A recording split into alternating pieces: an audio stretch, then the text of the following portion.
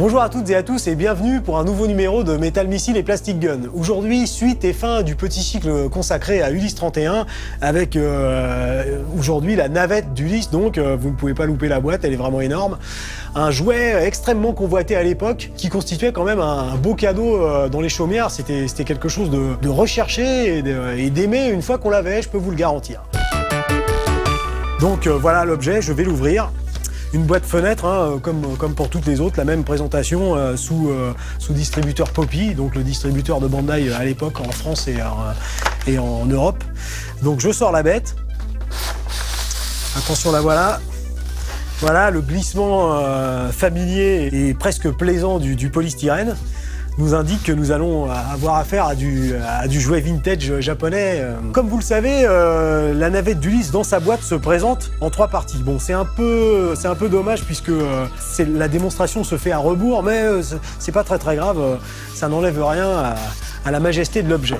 Dans le dessin animé, vous vous en rappelez, nos amis, lorsqu'ils ont besoin de nouveau d'explorer une planète inconnue ou de combattre les tridents, eh bien, nos héros sortent à bord de la navette pour combattre la navette qui est largement dotée de tout ce qu'il faut pour se défendre et défendre l'Odysseus.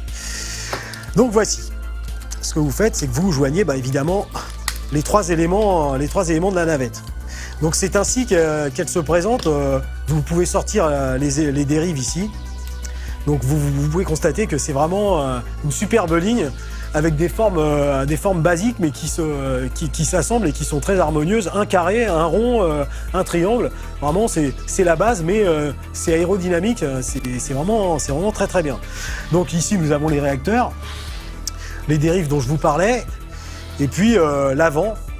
Et puis, bien sûr, au cours des aventures de nos héros, il fallait parfois se séparer pour agir de concert et réussir à sortir de mauvais pas. À ce moment-là, Télémaque, par exemple, pilotait très souvent la première partie de la navette qui s'appelle Dardos. Donc, avec un système qui ressemble un peu au siège d'Actarus dans Goldorak, il descendait et puis il prenait les commandes de Dardos. Ici, quand vous avez le jouet, vous appuyez sur les deux côtés de Dardos, qui a pour effet de le faire passer un peu plus en 3D. Vous voyez, quand il était fixé, il était plat. Et quand vous appuyez dessus, il devient un peu plus en relief. Ce qui permet aussi de libérer les ailerons sur le côté et vous obtenez Dardos. Alors c'est très bien fait, vous avez évidemment des trains d'atterrissage que vous pouvez déployer. Donc voici Dardos qui était piloté le plus souvent par Télémaque. Nous allons maintenant passer à Orbos, la deuxième partie de la navette d'Ulysse. Donc vous la séparez comme ceci.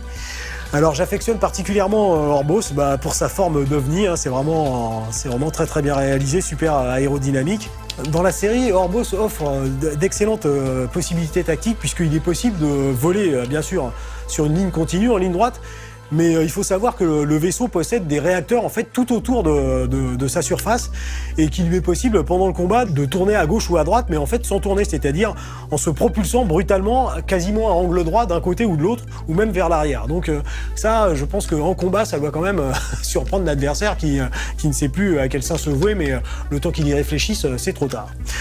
Il me semble aussi que Orbos dans la série offre la possibilité de tirer sur l'ennemi de manière multidirectionnelle, c'est-à-dire que le canon peut tourner à 360 degrés. Donc c'est vraiment un véhicule de combat assez redoutable.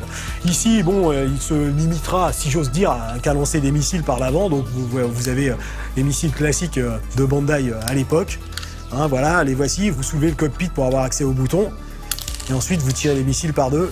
Donc c'est un jouet complet. Voilà, une forme vraiment super attrayante. Un autre avantage aussi, c'est que lorsqu'Ulysse atterrit, eh bien, il a la possibilité ou d'explorer ou de s'enfuir par la voie terrestre. Pour cela, il lui suffit de déployer les roues que vous voyez ici, hop là, et de l'autre côté aussi. Voilà, la roue arrière est montée sur ressort, donc elle se met en place automatiquement. La roue avant, par contre, nécessite une intervention d'une main, mais une fois que vous avez effectué cette opération, vous obtenez ce véhicule avec des roues en caoutchouc, donc ça c'est bien parce que ça veut dire que l'Orbos roule vraiment. Ensuite, nous avons Virès. Donc il y a quelque chose d'intéressant sur la configuration de Virès, c'est que lorsqu'il est la troisième partie de la navette d'Ulysse, les chenilles sont escamotées, et lorsqu'il est indépendant, vous pouvez ouvrir les caches et sortir les chenilles qui lui permettent d'évoluer sur Terre parce que principalement Virès est un véhicule terrestre et surtout une sorte de tank bulldozer terrestre. Vous appuyez sur les deux auvents qui se trouvent à l'arrière de Virès, ça a pour effet de débloquer la pelle qui est articulée. Ensuite vous resserrez les parties latérales et vous obtenez donc ce véhicule terrestre slash bulldozer Virès. Voilà, donc les trois véhicules, comme il se doit, lancent des missiles, hein, vous voyez. Vous les mettez ici. Lorsque les trois véhicules sont joints, vous ne pouvez pas mettre de missile sur Orbos et Virès, vous pouvez juste le faire sur Dardos. Donc voilà les trois objets. Un superbe jouet, là aussi une interactivité plaisante, une fidélité à toute épreuve par rapport à la série. Donc c'est vraiment un jouet qu'on a plaisir à posséder puisque c'est vraiment une incarnation de ce que vous voyez sur l'écran. Voilà, un véhicule avec de multiples possibilités, Ulysse aux 1000 ruses qui va pouvoir en remontrer aux dieux. Les jouets sont quelque chose de beaucoup trop sérieux pour être confiés aux enfants.